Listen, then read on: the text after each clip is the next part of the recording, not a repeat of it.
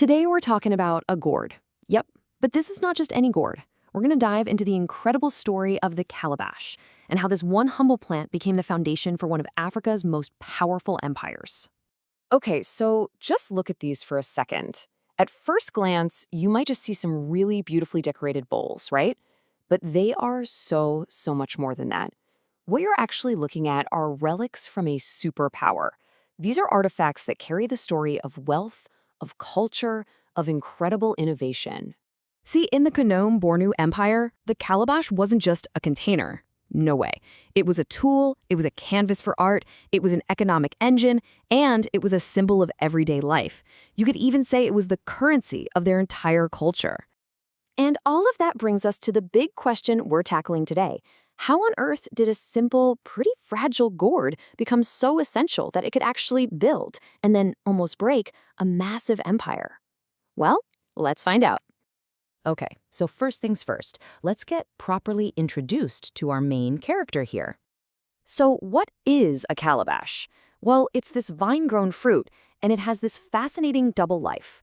When it's young and green, you can actually eat it like a vegetable.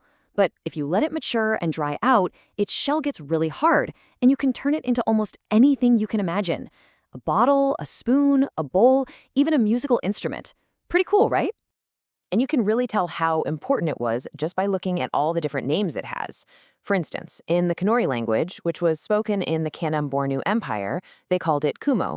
Travel over to their neighbors, the Hausa people, and they call it quarrier. And in Arabic, it's kara. The point is, all these different names just go to show how deeply embedded this plant was in cultures all across the region, long before it became, this huge industrial commodity. So that's the big question, isn't it? How did this really useful plant go from being just a handy gourd to the essential tool for an entire empire? This quote from one of our sources just nails it. It says that almost every aspect of human livelihood have their specially dedicated calabash. I mean, think about that. From eating and drinking, to fishing and farming, even writing and worship. There was a specific calabash designed for pretty much every single activity. It was basically the plastic of its day, but honestly, way more versatile. And we're not talking about some small kingdom here. At its peak, back in the 16th and 17th centuries, under these incredible leaders like Mai Adresaloma, the Bornu Empire was a legitimate global superpower. We're talking about an empire that controlled a fifth of the entire African continent. It was a huge political and economic force. And somehow, all of that power, in one way or another, depended on the humble calabash. But here's the twist. All of that incredible success, it created a totally unexpected problem. The empire was growing so fast that it started to run out of its most essential resource. They were literally facing a great calabash shortage. So why did this happen? Well, it was kind of a perfect storm. First, peace and expansion meant a huge population boom. More people means you need more stuff, right? Then the empire became this major center for learning. So you had all these scholars and students pouring in, and they all needed calabash inkpots. On top of that, their gorgeously carved gourds became a super hot item for international trade.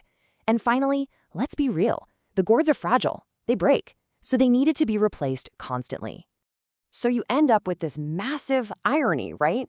The very things that were making the empire so powerful, its growing size, its rich culture, its booming economy, were the exact same things creating a resource crisis that could have brought daily life to a grinding halt. The wild gourds they used to gather, they just couldn't keep up with the demand. But, as they say, necessity is the mother of invention. A crisis like this often leads to incredible innovation. The empire desperately needed a solution, and they found it, in the form of what you could basically call their green gold. And the answer wasn't just found anywhere, it came from a very specific region called Damboa. See, the people of Bornu had a realization. They couldn't just wander around gathering wild calabash anymore. They had to get serious. They had to start farming it commercially. And it turned out, Damboa was the absolute perfect place to make that happen. So what was so special about Damboa? Well, this table really lays it out. It looks like through a lot of trial and error, they figured out the exact perfect conditions for growing calabash on a massive scale. You needed a very specific amount of rainfall, a certain temperature range, and just the right kind of sunlight. And guess what? Damboa's climate was a perfect match on all counts. It literally became the Silicon Valley of calabash farming. Okay, so now they've solved their supply problem. With this huge, stable supply of calabash flowing in from the farms in Damboa, the empire's creativity just exploded. We're not just talking about making simple bowls anymore. This was the era of hyper-specialization. I mean, just look at the variety here. On one hand, you have the aduawarum, this specialized ink pot that basically fueled the empire's whole intellectual boom. And then on the other, you see the gorgeous results of using azunguru. That was a delicate little calabash pipe they used to apply these super intricate henna designs for ceremonies and, just for beauty. The versatility is just mind-blowing, isn't it? A fisherman could be out on the water using a big, buoyant calabash as a float or to hold his catch. And at the very same time, a musician could be using a specially shaped gourd called a gentu to create these complex, amazing rhythms. It's the exact same plant, serving both heavy industry and high art. And the level of artistry just went through the roof.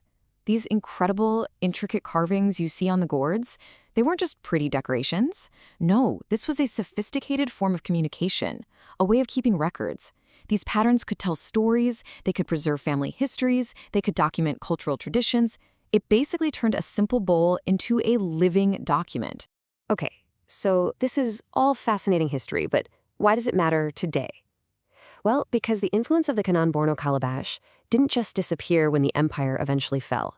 Its legacy is still all around us, often in places you would never, ever expect. Get ready for this. On the left, you see an ancient carved calabash from the Kanan-Borno Empire. And on the right, that's the F&B Stadium in Johannesburg, the one that hosted the 2010 World Cup final. Its entire iconic design is directly inspired by the shape and the patterns of the calabash. Think about that. That is a direct line from an ancient bowl to a piece of modern global architecture. What an incredible tribute. It really makes you think, doesn't it? The story of the calabash just goes to show that even the most simple, everyday objects around us can have these absolutely extraordinary histories. Histories of innovation, of culture, of power. So here's a thought. The next time you pick up some simple object, just ask yourself, what stories could it be hiding?